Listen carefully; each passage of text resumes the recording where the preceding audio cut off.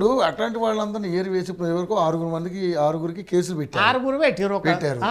వాళ్ళ మీద కేసులు పెట్టారు తప్పితే వాళ్ళ మీద యాక్షన్ యాక్షన్ ఉన్నది టైం పడుతుంది. దాని మీద ఏంటంటే ఇక్కడ తమిళనాడులో 2007లో protection of lakes, protection of tanks and eviction of encroachment act అని 2007లో పెట్టారు. మన దగ్గర ఎంక్రోచ్మెంట్ యాక్ట్ 1905 ఏదైతే ఉందో ఆ ప్రకారం అది కూడా పెట్టారు. దాని ప్రకారం ఈ చెరువులు కుంటలు ఎక్కడ కూడా ఏమొచ్చినా వాటిని రక్షించాలి, అందులో ఉన్న కట్టడాలు ఏవైతే ఉందో అక్రమ కట్టడాలను తీసేయడానికి ఆ చట్టం పెట్టారు. ఆ టైప్లో తీసుకురావాలి. తీసుకొచ్చిన తర్వాత ఎప్పుడైతే పబ్లిక్ ఏదైతే ఉందో ఉద్యోగస్తులు ఉన్నారు కదా, పెన్షన్ ఏ గవర్నమెంట్ ఏ కోట్ల పోయినా రిలీఫ్ దొరకదు. ఇగో నువ్వు ఏంటంటే ఎవిడెన్స్ ఏంది, ఈ పీరియడ్లో నువ్వు పనిచేసినావు, ఈ పీరియడ్లో రిజిస్ట్రేషన్ అయింది, ఈ పీరియడ్లో పర్మిషన్ వచ్చింది. కొడకాయ రెవెన్యూ వాడు, రిజిస్ట్రేషన్ వాడు, మున్సిపల్ వాడు, ఇరిగేషన్ వాడు, ఈ నలుగురు మీద ఏదైతుందో రికవరీకి పెట్టాలి. గవర్నమెంట్ బిల్ పాస్ చేయాలి.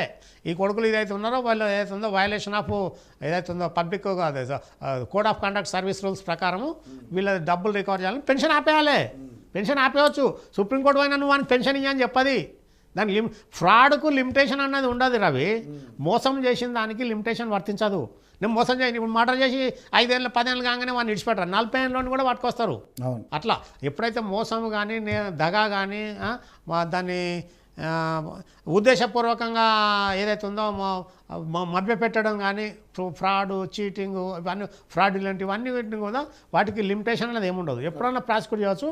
ఇప్పుడు గవర్నమెంట్ చేయాలంటే ఇక్కడ మొట్టమొదటి చిత్తశుద్ధి ఉండాలి, అధికారులకు చిత్తశుద్ధి ఉండాలి, సమైక్యత ఉండాలి, లీగల్ టీం పెట్టాలి, సర్వే కండక్ట్ చేయాలి. ఫస్ట్ ఏదైతే ఉందో వీళ్ళు పెట్టినంత మాత్రాన ఏదో ఇవాళ అమ్మకడమ్మక అన్నంత మాత్రం సరిపోదు. రేపు రోడ్ మ్యాప్ వేసుకొని ఇది ఒక రంగనాథ్తోనే అయ్యేది కాదు పని. రంగనాథ్ ఒకరితో కాదు.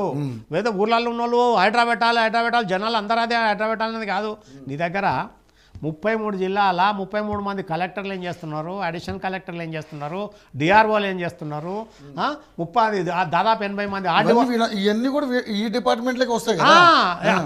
తర్వాత 80 మంది ఆర్డీఓలు ఏం చేస్తున్నారు, 600 మంది ఎంఆర్ఓలు ఏం చేస్తున్నారు, 600 మంది గిరిదవార్లు ఏం చేస్తున్నారు, 600 మంది సర్వేర్లు ఏం చేస్తున్నారు, 33 మంది assistant director survey land records ఉన్నారు. వీళ్ళందరూ ఏం చేస్తున్నారు అన్నది ఇక్కడ డివిజన్ ఆఫ్ లేబరు.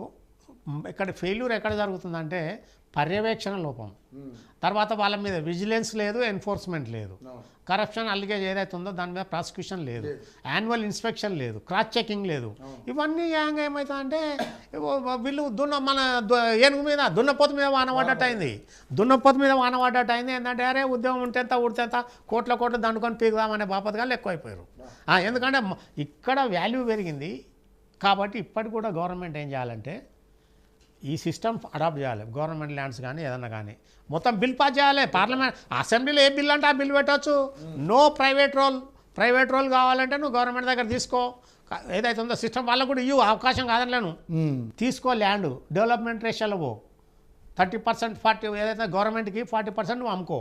దానికి కూడా క్యాప్ పెట్టాలి, రేటు కూడా ఈ స్టాండర్డ్ ప్రకారం ఇంత కట్టాలి. డీలక్స్ ఇంత, సూపర్ డీలక్స్ ఇంత, ఏదైతే స్టాండర్డ్ ఇంత, ఎంత అంటే మినిమం ఒక దాదాపు 800 SFT 1000 SFT నుంచి ఫ్లాట్లు మొదలుపెట్టు.